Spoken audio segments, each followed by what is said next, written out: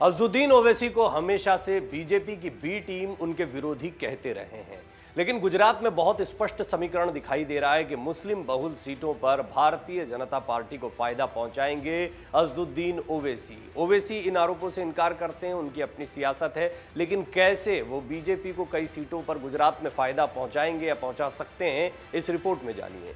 गुजरात में विधानसभा चुनाव की तारीखों का ऐलान हो गया है। इसके बाद सभी राजनीतिक पार्टियों ने अपने चुनावी अभियान को तेज कर दिया है। गुजरात में मुसलमानों की आबादी 9.67% है। राज्य की 34 विधानसभा सीटों पर मुस्लिम मतदाताओं की हिस्सेदारी 15% और 21 विधानसभा सीटों पर 20% या इससे ज्यादा है। अहमदाबाद की 4, भरूच और कच्छ इलाके की 3 सीटें मुस्लिम बहुल मानी जाती हैं। मुस्लिम मतदाताओं के एकमुश्त वोट के कारण इनमें से ज्यादातर सीटों पर कांग्रेस जीत हासिल करती रही है, लेकिन इस बार मुस्लिम मतों के दावेदार के रूप में अरविंद केजरीवाल और अज़दुद्दीन ओवैसी की पार्टियां भी मैदान में मौजूद हैं, क्योंकि पिछली बार बेहद मामूली वोटों के अंतर से भाजपा उम्मीदवार इन मुस्लिम बहुल सीटों पर चुनाव हार गए थे। यदि मुस्लिम मतों में बिखराव हुआ तो भाजपा को इससे लाभ हो सकता है और वो मुस्लिम बहुल सीटों पर भी जीत दर्ज कर सकती है। आइए अब हम आपको बताते हैं पिछले चुनाव में कितने वोट से जीते थे मुस्लिम उम्मीदवार। 2017 के पिछले गुजरात विधानसभा चुनाव में कांग्रेस ने 6 मुस्लिम उम्मीदवारों को मैदान में उतारा था, जिनमें 4 मुस्लिम उम्मीदवारों ने जीत हासिल की थी। दरियापुर विधानसभा सीट से कांग्रेस के शेख गयासुद्दीन को 63,712 वोट मिले थे। उन्होंने भाजपा उम्मीदवार भरत बारोट को केवल 6,187 वोटों के अंतर से हराया था। भरत बारोट को 57,525 वोट मिले थे। वानकानेर सीट से कांग्रेस के पीरजादा मोहम्मद जावेद अब्दुल मुतालिब को 72,588 वोट मिले थे। उन्होंने भाजपा के उम्मीदवार जितेंद्र कांतिलाल कोमानी को केवल 1361 वोटों के अंतर से हराया था, जिन्हें कुल 71,227 वोट हासिल हुए थे। इसी तरह डासडा सीट से कांग्रेस उम्मीदवार नौशाद जी बालाजी भाई को 74,009 वोट मिले थे। उन्होंने भाजपा उम्मीदवार रामलाल ईश्वरलाल वोरा को केवल 3,728 वोटों के अंतर से हराया था, जिन्हें 70,281 वोट मिले थे। मुस्लिम उम्मीदवारों में इमरान यूसुफ भाई को जमालपुर खाड़िया से सबसे बड़ी जीत हासिल हुई थी। उन्हें 75,346 वोट मिले थे। उन्होंने अपने निकटतम प्रतिद्वंदी भाजपा उम्मीदवार अशोक भट्ट भूषण को 29,339 वोटों से हराया था। भट्ट को 46,007 वोट हासिल हुए थे। पार्टी के 2 अन्य मुस्लिम उम्मीदवारों को हार का सामना करना पड़ा था। भाजपा ने एक भी मुस्लिम उम्मीदवार को टिकट नहीं दिया था। ऐसा ही कुछ समीकरण इस बार भी रह सकता है, इस बात से इनकार नहीं किया जा सकता है। चूंकि भाजपा उम्मीदवारों को इन सभी सीटों पर काफी कम मतों के कारण हार मिली थी, माना जा रहा है कि यदि इन सीटों पर मुस्लिम मतों में बंटवारा हुआ तो इसका लाभ भाजपा को मिल सकता है और उसके उम्मीदवार इन मुस्लिम बहुल सीटों पर जीत हासिल कर सकते हैं। एक समीकरण और समझ लीजिए।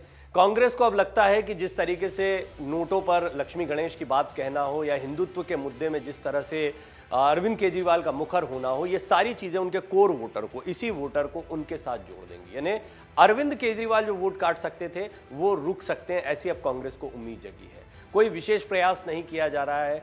कई कांग्रेस के नेता ये भी कहते हैं कि मुस्लिम मतदाता जानता है कि किसके साथ जाना है उनको और वो इंटेक्ट उसी के साथ जाएंगे। कांग्रेस को ज़्यादा उम्मीदें इस बार गुजरात में दिखाई दे रही है, लेकिन ये हिंदुत्व की राजनीति का केंद्र भी बन गया। गुजरात के चुनाव, उत्तर प्रदेश में जिस तरह के परिणाम आए हैं, लिहाजा यहाँ पर कोई भी इस मुद्दे पर मुखर होकर नहीं बोल रहा, खुद कांग्रेस भी नहीं।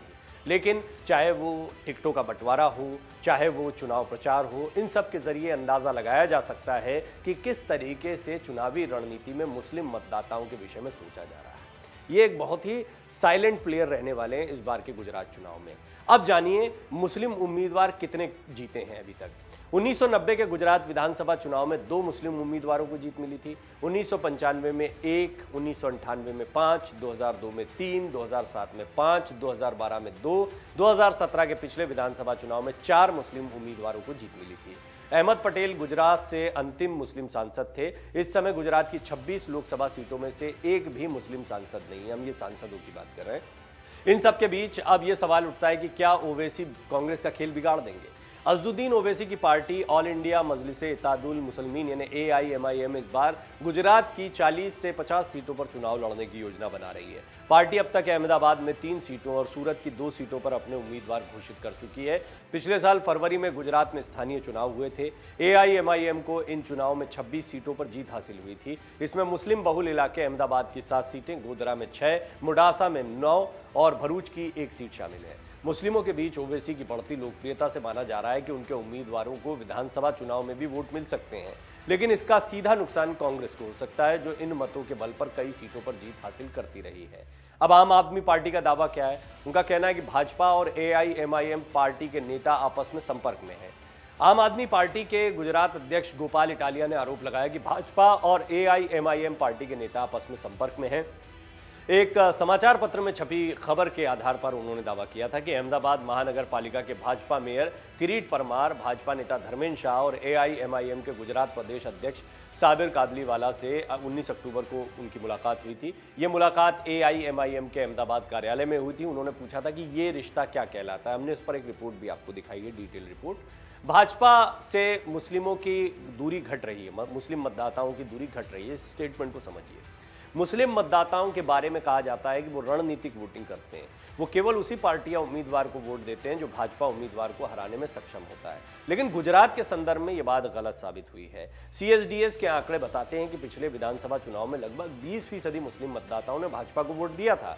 भाजपा नेता अमित शाह भी मानते हैं कि उन्हें मुस्लिम मतदाताओं का भी समर्थन मिलता है, गुजरात में खास तौर पर। 2014 और 2019 के लोकसभा चुनाव और 2017 और 2022 के यूपी विधानसभा चुनाव में भी ये संकेत मिला कि मुस्लिम मतदाताओं के लिए भाजपा अब अछूत पार्टी नहीं रही है। ऐसे में देखना दिलचस्प रहेगा कि गुजरात विधानसभा चुनाव में मुस्लिम मतों का रुझान किस ओर रहेगा। अगर आप ये वीडियो YouTube पर देख रहे हैं तो हमारे चैनल को सब्सक्राइब करें और बेल आइकन को दबाना ना भूलें। अगर आप Facebook पर ये वीडियो देख रहे हैं तो हमारे पेज को लाइक करें। डाउनलोड करें अमर उजाला ऐप और पाएं खबरें लगातार।